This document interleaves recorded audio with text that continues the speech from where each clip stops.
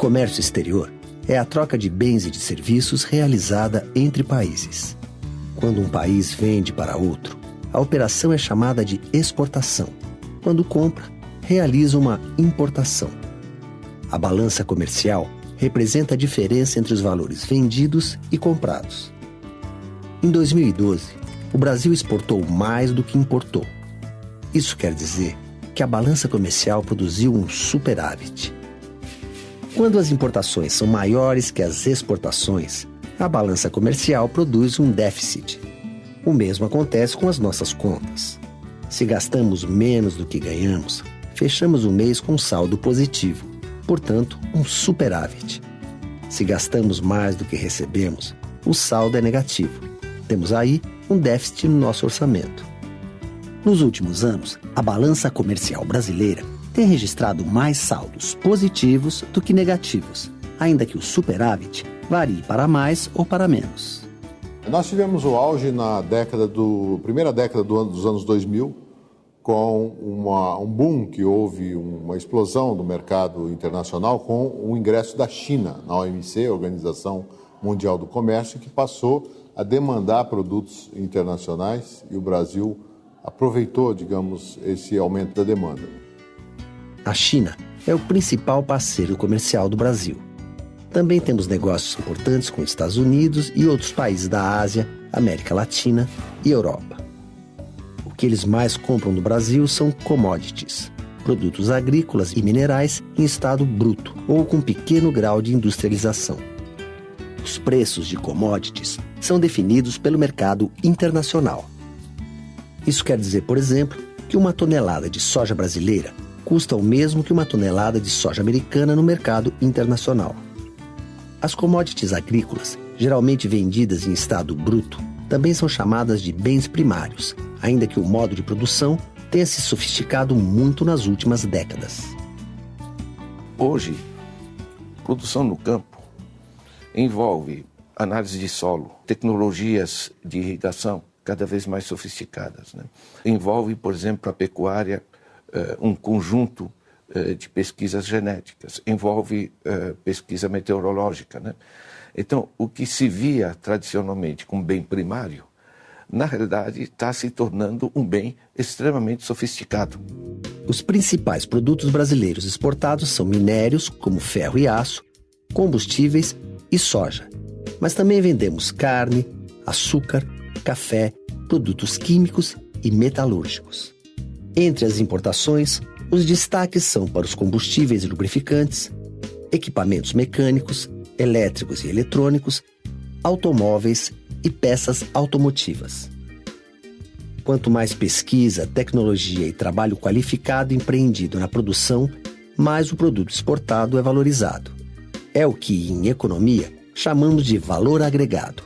Quer um exemplo? No mercado mundial, vale mais vender o vinho fino, que envolve mais tecnologia e trabalho qualificado, do que o suco de uma uva ou o vinho de mesa, que tem um processo de produção mais simples e menos valor agregado. A margem de lucratividade é maior, sem dúvida, né? E, além disso, nós estamos mostrando para o mundo que a gente tem produto de qualidade. Essa vinícola em Bento Gonçalves, no Rio Grande do Sul, exporta vinhos para mais de 20 países como os Estados Unidos, Japão, Inglaterra e Alemanha. Os cuidados para atender aos padrões internacionais de qualidade vão desde o plantio até a embalagem. E envolvem uma série de profissionais que há alguns anos atrás não faziam parte da cadeia produtiva. Os agricultores que plantam e colhem a uva passaram a ser orientados por agrônomos. Na vinícola, o processo de produção é acompanhado por enólogos, que são os especialistas em vinho. Na parte administrativa, foram contratados especialistas em leis internacionais e em comércio exterior. E até quem está na linha de produção sente que as coisas mudaram dentro da empresa. O mercado cada vez vai exigir mais da empresa e o profissional da área vai ter que estar qualificado para atender as necessidades do mercado. A exportação da vinícola triplicou nos últimos 5 anos. E o objetivo este ano é dobrar o volume exportado no ano anterior. Mas para atingir essa meta, a empresa tem muitos desafios para vencer. Hoje o vinho no Brasil é um produto caro comparado com preços mundiais de vinho. Isso devido a vários fatores. Um deles são os impostos que a gente paga, não para exportar, mas para o vinho ficar pronto. Então, isso eu acredito que seja a principal barreira.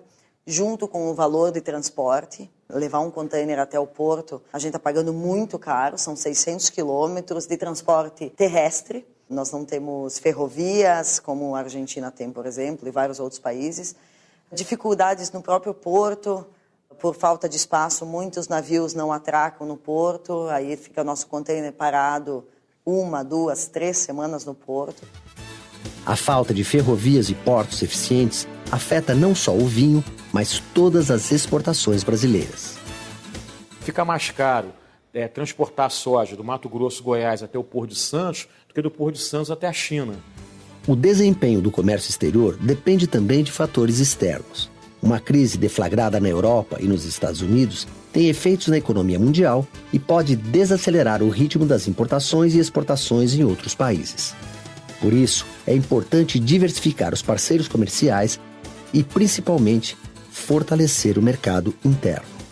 Com a crise de 2007, a crise mundial, em que os mercados internacionais perderam da sua força, foi muito importante para empresários brasileiros poderem se reconverter, vender para o mercado interno. Então, por exemplo, os exportadores de carne, os grandes matadouros, né, ficaram felizes no momento que estava muito difícil vender no mercado internacional, puderam baixar um pouco os preços, né, e o povo brasileiro de poder comer seu bife também ficou feliz. Né? Então, quanto maior seu mercado interno, mais você pode ter escala de produção interna mais dinâmica e mais você se reforça no plano de exportações. Então, na realidade, é um conceito conjugado de políticas. Para se fortalecer diante do mercado global, alguns países formaram blocos econômicos. É o caso da União Europeia, com 28 países membros. Do NAFTA, que reúne Estados Unidos, Canadá e México, e do Mercosul, formado por Brasil, Argentina, Uruguai, Paraguai e, mais recentemente, a Venezuela. Pode ser importante do ponto de vista interno ao bloco para melhor relacionar-se comercialmente, como aconteceu no Mercosul nestes 20 anos, que aumentou a relação comercial de trocas entre estes países, e isso é positivo. Mas também é importante para países como os nossos, do ponto de vista, podemos dizer assim, diplomático, para sentar-se na mesa de negociações perante outros blocos. Na OMC, por exemplo, que é uma organização, a Organização Mundial do Comércio, é diferente se vão falar os países de forma isolada, independente, ou se fala um bloco. Em 2011, o Brasil ficou em 22º lugar entre os países que mais exportam. Uma participação pequena para o país que ocupava o posto de 6ª economia mundial. O Brasil é movido pela economia interna, mas a exportação é muito importante, não apenas pela geração de emprego, geração de renda, mas também porque isso permite gerar dólares, né, divisas para o país, porque nós precisamos pagar as nossas importações, precisamos remunerar os investidores que fazem seus investimentos aqui. Então a exportação é um papel estratégico importante. Eu vejo o Brasil não só como numa situação internacional positiva, mas crescentemente positiva, né? Temos a maior reserva mundial de terra agrícola parada, como temos também água em grande quantidade.